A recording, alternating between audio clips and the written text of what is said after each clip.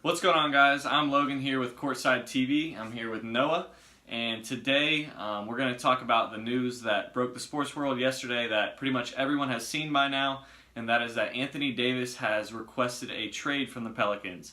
Now, we knew something was going to happen with Anthony Davis, whether that be him getting traded or him sitting out until he could sign with another team or whatnot. But today we're just going to go through, obviously the Lakers are probably the primary destination for him and probably where he wants to go. But we're just going to sit down and talk about the different teams that probably have a shot at him and what those trades might look like. So starting with the Lakers, they're going to have to give up a lot of the young guys. More than likely, and the reports have already come out, they're probably going to have to give up Lonzo, Kuzma. I heard Zubac in the talks and probably a draft pick or two. So what do you think about who they should give up? Well, they'd really obviously be breaking up that young core they have. LeBron's getting older, so it would they'd be able to build around Anthony Davis, but all the young guys they'd have to start over. And Lonzo wants to go to a third team. He doesn't want to go to New Orleans, so they'd have to bring in a third team just to get that deal done, bring up that young core. But the good part about that would be is if they make that trade and the Warriors don't offer Klay Thompson a max contract, he said that he'd be willing to go to LA, which would create a solid big three there that could compete with just about anybody in the league. Yeah, and I think that's the biggest thing now that we know Klay, and I think people have been speculating this for a couple of years now, that obviously the Warriors can't give a max to all their guys, Steph, KD, Klay, and DeMarcus. I think we all pretty much know DeMarcus will probably be there this year, win a ring most likely, and then probably leave for a max deal somewhere else. Unless Klay were to leave and they could give DeMarcus more money, he may stay. But I think most people speculated Klay to leave. I know, I watch people do rebuilds on 2K, and pretty much every time you do a rebuild, it's like Klay gets a max deal somewhere else, and he doesn't stay with the Warriors. But anyway, now that the Lakers know they're probably the top spot for Klay, personally, I think they should give up those young assets like Lonzo, Kuzma, Zubac, whoever it may be, and go all out for AD, and then hopefully have the cap room to sign Klay for a max deal this next season. So during this offseason, sign Klay. So that's probably, obviously, Anthony Davis will most likely be a Laker. Not sure when that's going to be, if it's going to be by the trade deadline, which I believe is next Thursday, February the 7th, or if it's going to be later on this summer when they decide on a deal. The Pelicans probably don't want to deal him very soon, but they might have to. He did say he was planning on playing out the season, whether that be with the Pelicans or another team. But all in all, he's going to be a rental player if he doesn't go to LA. So moving on, a lot of people obviously would love to see him go to the Boston Celtics. And as most of you probably know, he cannot be traded to the Celtics right now due to some NBA rules. The Celtics would have to wait until, I believe, July 1st, which is that the first day of free agency? Yeah, is when Kyrie will be able to be a free agent, so they'll actually be able to sign Anthony Davis. Right. Which is why I think that if the Lakers are going to get him, they're going to have to do it before the trade deadline. Because if he says to Boston, yeah, I'll re-sign with you guys because I want to play with Kyrie, I want to play with Al Horford, guys like that, the assets that the Celtics are going to be able to give up, like Jaylen Brown and Jason Tatum, are just better assets than anybody that the Lakers can give up. Plus, I think they have a Grizzlies draft pick still, which will help a lot. Right. Yeah, the Celtics definitely do probably have the better assets to present in a trade to the Pelicans, but I also feel like the Celtics would be taking a risk in trading for Anthony Davis because he said he prefers LA and he might just be a rental player elsewhere. It'd be a risk because if they gave up maybe Jason Tatum, Jaylen Brown, Terry Rozier, guys like that, had Anthony Davis for a year, let's say maybe they go to the conference finals and lose or something, and then he's like, okay, I'm out for LA. Then Boston just lost Tatum and Brown, those guys that were going to be stars for them, and now they're kind of out in no man's land and don't know what to do. So I think it'd be a risk if Boston were to do it. It can work out. We saw it work out with the team like the Thunder trading for Paul George, and everyone thought Paul George was just going to be a one-year rental, and he was going to sign with LA. But he formed a bond with Russell Westbrook, and they've actually had pretty good chemistry together, and Paul George ended up signing an extension and a bigger contract with OKC. We are yet to see that with Toronto and what's going to happen with Kawhi. I think if he potentially makes it to the finals, he might stay in Toronto. Other than that, you got teams like the Lakers, Clippers, maybe the Knicks probably go after him. Knicks are going after everyone next year, let's be honest. But yeah, so Celtics, right now they can't. July 1st they can. We'll just see how that works out. The next, probably the third team on the list that people are talking about is the Knicks. I think that's really intriguing because they're going to have a high draft pick this year. So if Anthony Davis isn't to get dealt before the trade deadline, the Knicks are probably in good contention to get him because they're going to have a high draft pick, potentially a guy like Zion, like RJ, Cam Reddish. The only thing is, if they want to get Anthony Davis, they're going to have to give up Kristaps, I think. I think the only way they don't give up Kristaps is if they have the number 1 pick. That gives, they trade that along with Enes Kanter, who wants out. He's got a contract that would be susceptible with that. Probably another young guy like a Trey Burke or Frank Ntilikana, however you say that. If they get that number 1 pick, that would be really enticing the Pelicans because you don't give up Anthony Davis for any less than Zion Williamson or RJ Barrett at this point. You want a guy that will be the future of your franchise the way Anthony Davis was. And a number 4 pick, a number 3 pick, that'd be a solid player, but you don't give up Anthony Davis for a guy like that. That's true, yeah. I watched a podcast the other day, and one of the things I heard a guy talking about with the Pelicans is, do they want to rebuild or do they want to stay in contention? And right now they're on the outside looking into the playoffs, but they've got a guy like Drew Holiday. Julius Randle has stepped up big time. Jahlil Okafor. So they've got some pieces, and if they want to stay in contention, they might go with like a Lakers deal with a Ingram who's been in the league a few years, with a Kuzma who's up and coming, Lonzo up and coming. That starting 5 wouldn't be too bad, and they could potentially sneak in at an 8 seed, maybe maybe not this year, maybe next year, when the guys are fully healthy and they've developed more. But if that's another thing, do they want to rebuild? Do they want to stay in contention? Go ahead. Sorry. If they get those guys like Ingram and Kuzma, those are guys that over the next couple of years could get to that all-star level. And as the Warriors and the Rockets, like those guys they have start getting a little older, or guys from the Warriors leave, that really opens it up for that young team to grow into a contender. Right. Yeah. And I look at the Pelicans as kind of like a Cavaliers situation of this past year. They lose their big man. So the Cavs lost LeBron, and they're left with an all-star in Kevin Love. I mean, he's injured right now, but they're left with an all-star in Kevin Love. And they're kind of in a no man's land, like I said. Do they rebuild or do they try to sustain success? And because Kevin Love's been out, they've kind of been in a rebuild situation. But with the Pelicans, they're going to lose Anthony Davis, and then you've got Drew Holiday, who has been an all-star before. Mm-hmm. He's probably a borderline all-star right now. So do they want to completely rebuild or do they want to stay in contention around Drew Holiday? And that's a really fine line, and we won't really know until a trade happens how that's going to work out for the Pelicans. Yeah, it's either, at this point you got to think, can my team beat the Warriors? The answer in most cases is no. So the Pelicans have to decide, okay, do we want to just blow up this team, trade guys all around, and just start over, take a couple of years of losing to get hopefully to a point where we have young guys and there is no Warriors? Or do they want to say, okay, let's just kind of hang around here and hope somebody on our team develops into a superstar? Right. And correct me if I'm mistaken, I think NBA Central or someone on Twitter tweeted out that the Pelicans are open to trading some of their players for picks. I think I saw that. So if that's the case, maybe they do want to go ahead and rebuild. Obviously, they didn't want Anthony Davis to request a trade. They wanted to re-sign him. I know Drew Holiday came out and said 90% of the reason he stayed in New Orleans was because of Anthony Davis and that duo. So the Pelicans are in a it's hard to say they're in a good situation because they're about to lose a top 5 player in the league, but they're going to have people from all over that want them. So they kind of they can pick and choose and just, from different teams like the Lakers, Celtics, whatnot.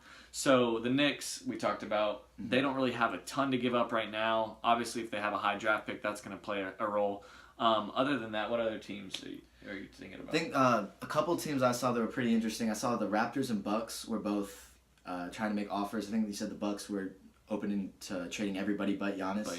Yeah. They could trade away an Eric Bledsoe, a Chris Middleton, and maybe a young guy like a DJ Wilson just to entice the deal. Maybe throw in a draft pick here and there. But the Bucks don't really have, unless they want to blow up their team, basically keep Anthony Davis, Giannis, and then a couple other guys. It's not going to be much for them to go back to besides those two, which would still be obviously a really good team. And same thing with the Raptors. I don't think that they want to give up like a Kyle Lowry. They want to try to make that a big three, but they'd have to give up OG Anunoby, who is great defender, great young defender, and Pascal Siakam, who could be an all-star this year. So I don't think either of them, should make that trade. Whether or not they do for a rental, like you said, possible rental, I don't think either of them should, but we'll see. Two other teams, the 76ers and the Nuggets. The Nuggets, they're the number 2 seed out west right now. Can't see them really blowing up their team. As dangerous and much fun it would be to see Anthony Davis and Nikola Jokic play side by side. That would be really exciting, but they'd have to probably give up most of their other young players.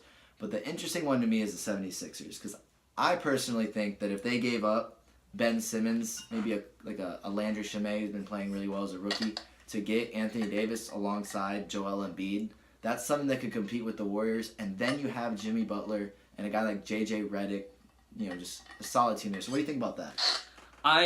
First of all, I'm going to talk about the Bucks and Raptors. So, because the Bucks and Raptors are the top 2 seeds in the East and more than likely going to be in the Eastern Conference Finals, obviously you got 76ers and Celtics competing too. If I'm a title contender like that, I probably wouldn't blow up the team right now, especially since, like Noah said, you're going to have to give up Anunoby, Siakam, maybe even Valanciunas too, and some picks. So I wouldn't do that if I were the Raptors. Or the Bucks. I mean, Giannis obviously is untouchable.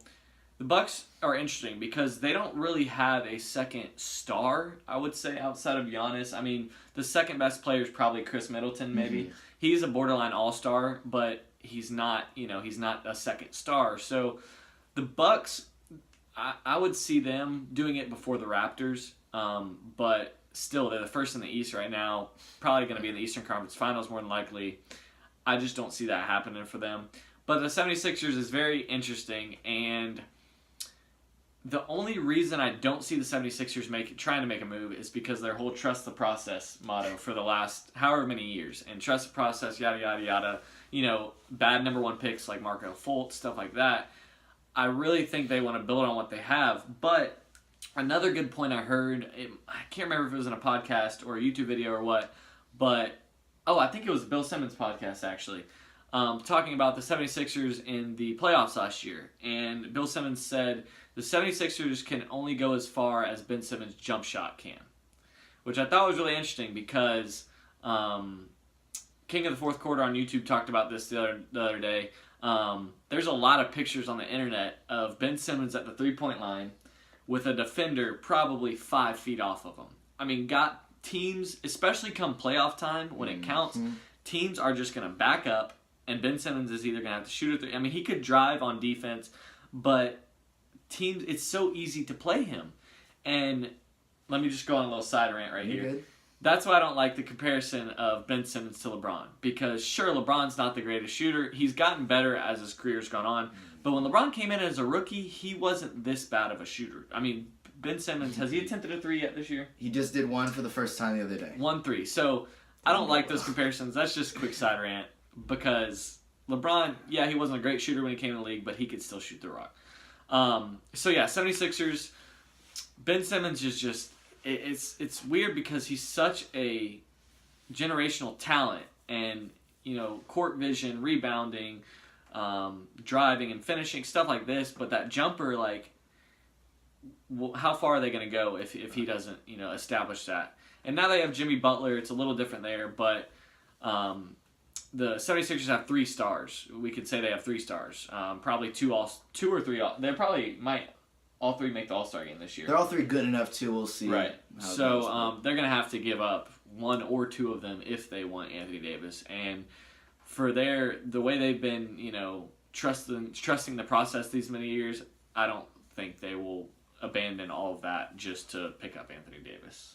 Yeah, probably not. As much fun as it is to toy around with these ideas, probably only a couple options really here. Yeah. Number 1 really is the Lakers. Him and LeBron share the same agent in Rich Paul. So Rich Paul, he's got 2 stars. He wants them to play together. But LeBron's comments earlier in the year, where he said, "Yeah, I'd love to play with Anthony Davis," and then they were like, "Oh, that's tampering." And now that Anthony Davis come out and said, "Yeah, I want to play in LA," a lot of the Pelicans were like, "Yeah, we want, that's great. We're gonna try and honor his trade request, but what's up with the tampering, NBA? Are you going to do something about it? So, what do you think about that? Yeah, I think that's interesting. And I think, I don't know how many players are in the league, but I'm willing to bet if you ask any of them, they'd probably agree with LeBron's statement there. I don't really think there's a whole lot the NBA can do about that, because if a reporter comes to you and he's like, if you're in the NBA, a reporter comes to you and he's like, hey, what do you think about playing with Anthony Davis? Like, how would you like that? It's not like you're going to sit there and be like, oh, no, I don't like him. I don't want to play with him. Like, no one's going to say that. So I don't like that whole situation. That's just another example of reporters kind of setting up a player. Kind of like they did with Trae Young the other day. I don't know if you saw the thing about Trae Young and Luka Doncic. And obviously Trae Young's going to say, yeah, I'm going to be better than Luka Doncic. Like, he's not saying it to be cocky, but he's confident in himself and in his ability. And that's his goal, to be better than the other people in the league. So, and that's kind of how he answered that. He said, right. That's the competitive nature in me, but obviously I'm going to say that I'm going to be better, despite how good Luka's playing. And he was really respectful about that, saying Luka's been playing great. But he just said, why would I always be like, oh yeah, that guy's going to be better than me? Like, that's not a thing. Yeah, and in the headlines, all you saw was Trae Young says he's better than Luka Doncic, and it makes him look like cocky and all that. But that's they're not friends. really. They text, they do stuff like that. They're friends. Yeah. So that's pretty much all the teams that are really I say really in contention. Like Noah said, there's just a few. I want to touch on one more really intriguing option, I think, and this is a team that we'll just come out and say it. The Houston Rockets. Okay, so obviously James Harden has been on a tear recently. Chris Paul just came back, and with Chris Paul I believe he's making $40 million next year. I think it's something crazy. Way too much. And for his age and where he's at, I think that's way too much. So I think the Rockets are probably on the brink of not really a rebuild, but maybe a retool around James Harden. Probably in the next year or two, they might have to part ways with some players. Maybe figure out something to do with Chris Paul. So I think the Rockets is really interesting. And personally, if I was the Rockets, so Clint Capella is a really good young player. Like I said, they're probably going to have to mix some things up and part ways with some players in the next couple of years, just because Chris Paul is getting older. So that that duo with him and Harden isn't really looking like it's going to be long-term successful. I believe they're middle of the pack in the West, like 5th seed. Yeah, they're around there. 4th or 5th seed right now. So it's not like they're one of the top title contenders. They'll be in the playoffs. But I think that's really intriguing because I could see them, I don't think they will, but I could see them giving up like a Eric Gordon, maybe Clint Capella, Austin Rivers, and a couple picks or something like that. Because Capella and Austin Rivers are still pretty young.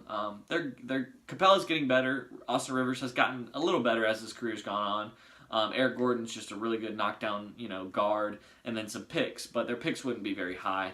That's the only problem with that. But yeah, Rockets was just another intriguing team. I think they're interesting. If I'm the Rockets, last year they probably would have beat the Warriors in the Western Conference Finals had Chris Paul not gotten hurt. But now that, he's been hurt, Harden's been playing great, but you have his contract there. It kind of, unless he comes back and, helps them to be able to be good enough to get over that hump and make it to the finals, it's kind of like a bad contract at this point, despite how good he is. Because if I'm the Rockets, there's 2 guys in that team that I want to keep just because of how well they play together, and that's James Harden and Clint Capella. Right now, if they want to get Anthony Davis, they're not going to be able to keep Clint Capella. Right.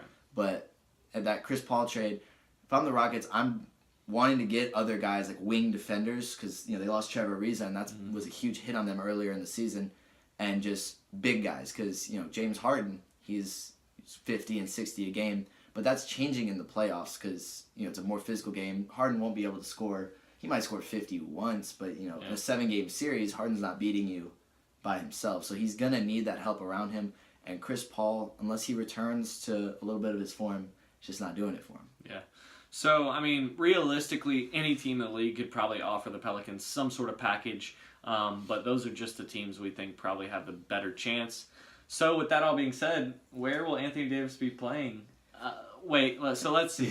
Where will he be playing after the trade deadline? One more fun option for you here. Okay, go ahead. Being a Hawks fan, I would love nothing more than for them to be able to trade a couple of their young guys, like, Bembry's been playing great, so I'm going to say Taurean Prince, maybe like an Amari Spellman. I really like him, but really like both those guys. Love all my Hawks guys. And then, they have their pick this year, but also the Mavs pick, which, unless it's inside like the top 5, I think. So that could be a Zion Williamson and an RJ Barrett, plus another top 10 pick, plus 2 other young guys who apparently a couple teams are already trying to get Taurean Prince. If I'm the Pelicans and I have that, and the Hawks have the number 1 pick, I might go with that. But won't happen. As much fun as I'd love to see Trae Young, John Collins, and Anthony Davis playing together, probably won't happen. Yeah. So I'm going to say... Okay, so I'm going to reword this. Okay. What is Anthony Davis's next team?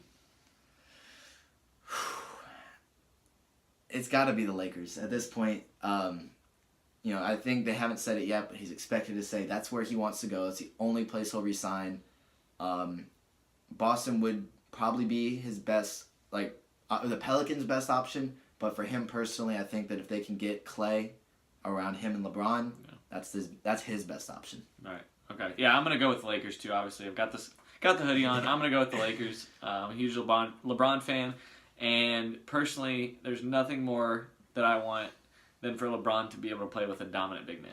I mean, he's never, in his career, he's had D. Wade, he's had Kyrie Irving, he's had legends, Ray Allen, play with him, but he's never had a dominant big man. And, he had Shaq towards the end of his career, but I wouldn't really count that. So. Bosh and Kevin Love, both those guys were perimeter-oriented. Right. That's what I mean by, people can say Chris Bosh and Kevin Love, but I mean like a dominant post presence. And with Anthony Davis, he can also shoot the ball too. So anyway, we both think Anthony Davis' next team is going to be the Lakers, and I think most people do as well. But let us know what you guys think in the comments section below. Let us know if you like this type of video. Send down talking NBA stuff, and we'll see you guys in the next one. Make sure you share your predictions below, and hit that like button, hit that subscribe button, and thank you guys for watching. Appreciate you guys. Peace out.